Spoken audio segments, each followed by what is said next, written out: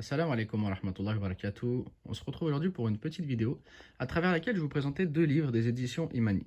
Donc les éditions Imani qui ont sorti de nombreux livres très intéressants et surtout des livres qui s'inscrivent vraiment dans le besoin et les besoins quotidiens en fait des musulmans, puisqu'ils ont publié des livres sur la patience, des livres sur le comportement qu'il faut avoir avec une personne qui est malade ou que la personne qui est malade doit avoir comme comportement, mais également une lettre de réconfort à toute personne qui perdrait un proche afin de l'encourager à patienter et à endurer.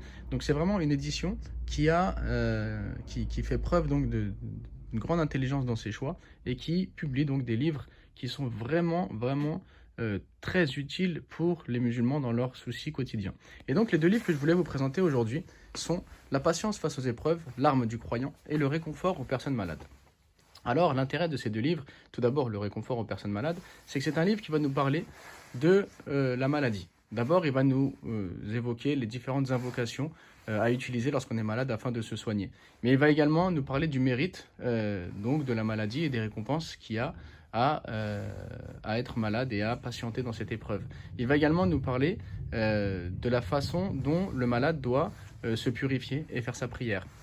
Et il va nous parler également donc de la récompense de celui qui visite les malades. Donc c'est vraiment un excellent livre pour toute personne qui se retrouve malade ou bien qui aurait un des proches malade, afin donc de ne pas voir cette difficulté comme une réelle difficulté, mais de voir cette épreuve comme un moyen de se rapprocher d'Allah, comme une source de purification, et pour ceux qui l'entourent, comme un moyen également d'obtenir l'agrément d'Allah à travers donc le fait de le visiter, de le réconforter, d'invoquer pour lui et de lui faire du bien, de le soulager.